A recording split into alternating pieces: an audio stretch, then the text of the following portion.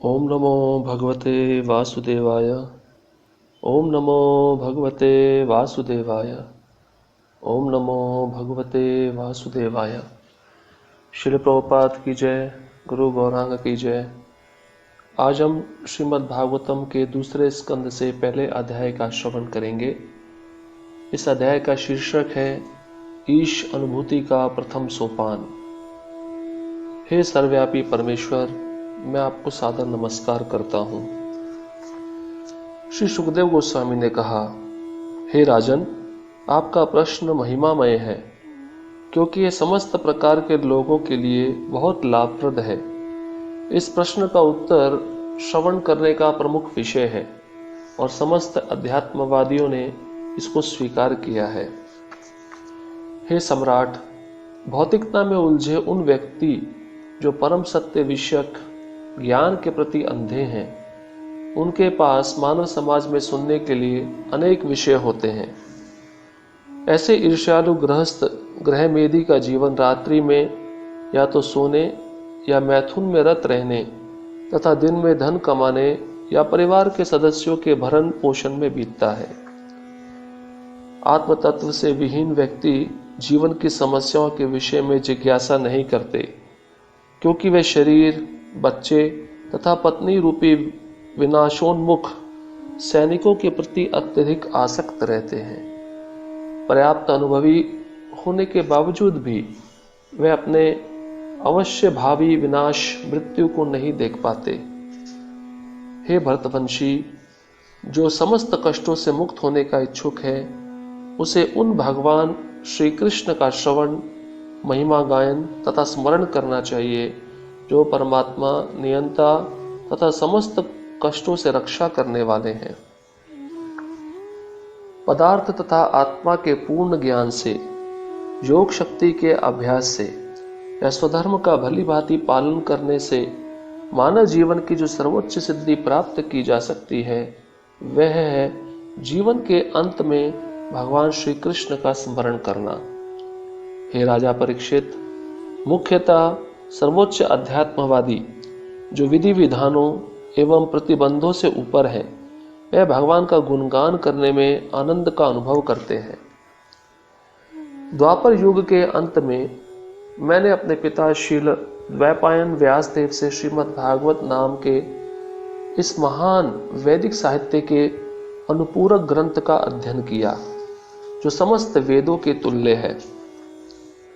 हे राजऋषि, मैं अध्यात्म में दृढ़ता पूर्वक पूर्ण रूप से स्थित था, तथापि मैं उन भगवान की लीलाओं के वर्णन के प्रति आकृष्ट हुआ, जिनका वर्णन प्रबुद्ध उत्तम श्लोकों द्वारा किया जाता है।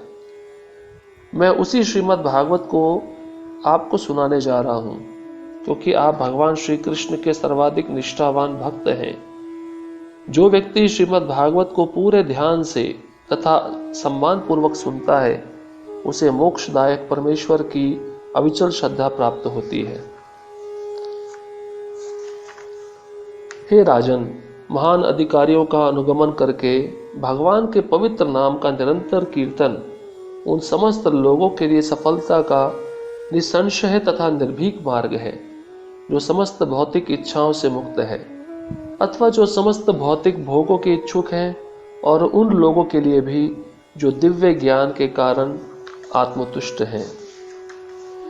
ऐसे दीर्घ जीवन से क्या लाभ, जिसे इस संसार में वर्षों तक अनुभवहीन बने रहकर गवा दिया जाए। इससे तो अच्छा है पूर्ण चेतना का एक क्षण, क्योंकि इससे उसके परम कल्याण का मार्ग प्रशस्त होता है। राजऋषि खटवांग को जब यह सूचना दी गई कि उनकी आयु का केवल एक क्षण शेष है, तो उन्होंने तुरंत अपने आप को समस्त भौतिक कार्यकलापों से मुक्त करके परम रक्षक भगवान श्री कृष्ण की शरण ले ली। हे महाराज परीक्षित, अब आपकी आयु के और 7 दिन शेष हैं। अतएव इस अवधि में आप उन समस्त अनुष्ठानों को संपन्न कर सकते हैं जो आपके अगले जीवन के परम कल्याण के लिए आवश्यक है। मनुष्य को चाहिए कि जीवन के अंत काल में मृत्यु से तनिक भी भयभीत न हो, अपितु वह भौतिक शरीर से तथा उससे संबंधित सारी वस्तुओं एवं उससे संबंधित समस्त इच्छाओं से अपनी आसक्ति तोड़ ले। मनुष्य को घर छोड़ के आत्मसंयम का अभ्यास करना चाहिए। उसे तीर्थ स्थानों में नियमित रूप से स्नान करना चाहिए और ठीक से शुद्ध होकर एकांत स्थान में आसन जमाना चाहिए। मनुष्य उपयुक्त विधि से आसन जमाकर मन को 3 दिव्य अक्षरों अ, उ, म का स्मरण कराए और श्वास विधि को नियंत्रित करके मन को वश में करे, जिससे वह दिव्य बीज को नहीं भूले। धीरे धीरे जब मन उत्तरोत्तर आध्यात्मिक हो जाए तो उसे इंद्रिय कार्यों से खींच लिया जाए। इससे इंद्रियां बुद्धि द्वारा वशीभूत हो जाएंगी। इससे भौतिक कार्यकलापों में लीन मन भी भगवान की सेवा में प्रवृत्त किया जा सकता है और पूर्ण दिव्य भाव में स्थिर हो सकता है। तत्पश्चात श्री विष्णु के पूर्ण शरीर की अवधारणा को हटाए बिना एक एक करके विष्णु के अंगों का ध्यान करना चाहिए। इस तरह मन समस्त इंद्रिय विषयों से मुक्त हो जाता है। तब चिंतन के लिए कोई अन्य वस्तु नहीं रह जानी चाहिए। क्योंकि भगवान विष्णु परम सत्य है, अतः केवल उन्हीं में मन पूर्ण रूप से निमग्न हो जाता है।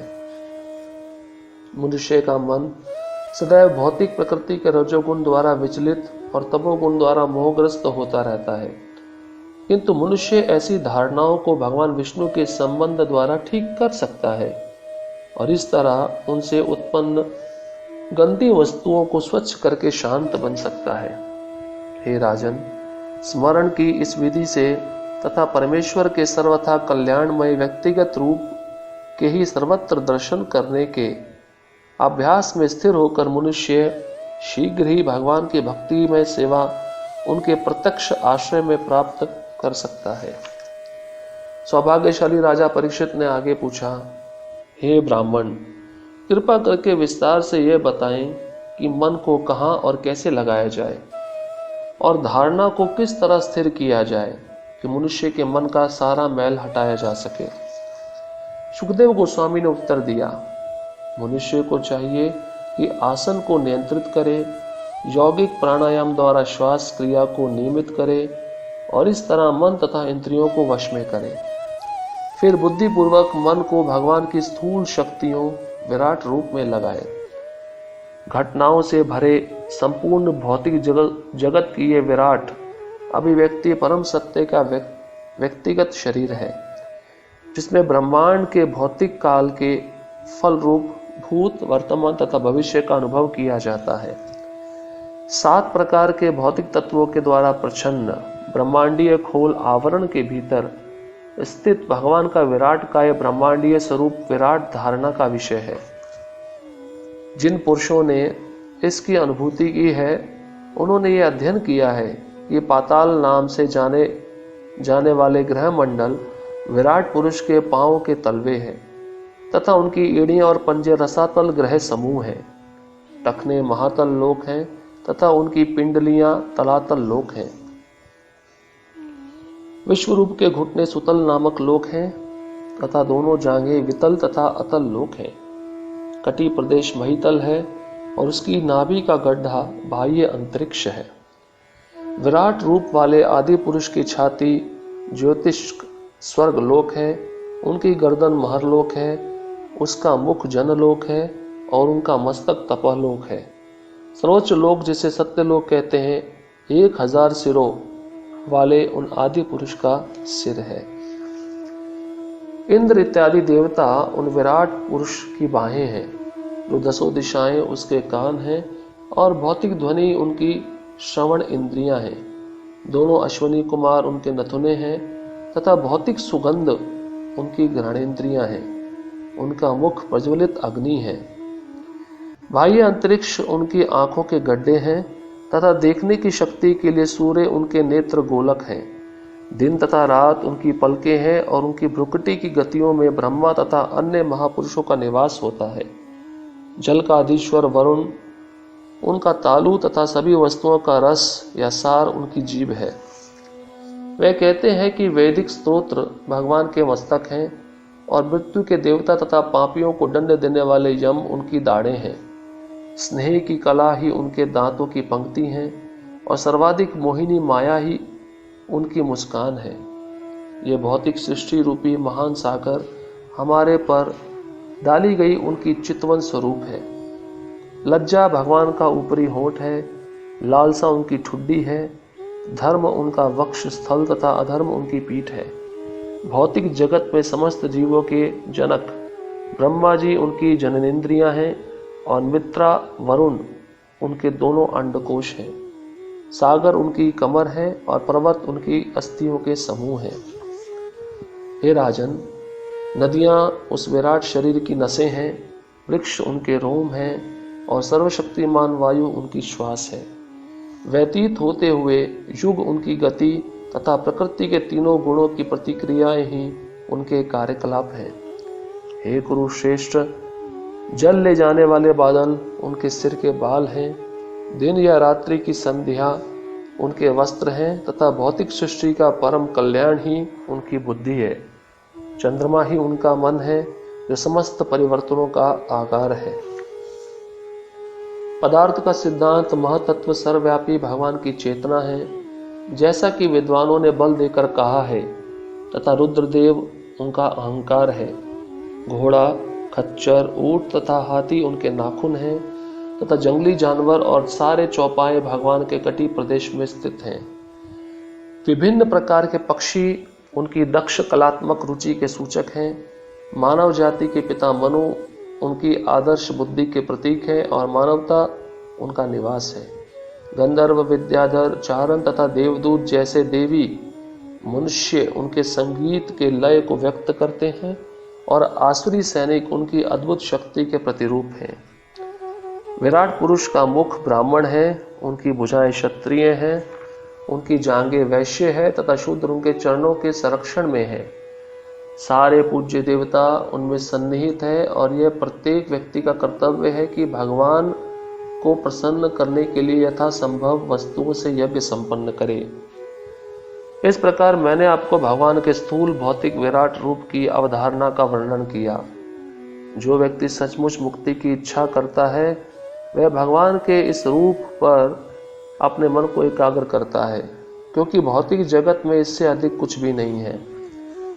मनुष्य को अपना मन पूर्ण पुरुषोत्तम भगवान में एकाग्र करना चाहिए, क्योंकि वे ही अपने आप को इतने सारे रूपों में उसी तरह वितरित करते हैं जिस तरह की सामान्य मनुष्य स्वप्न में हजारों रूपों की सृष्टि करता है।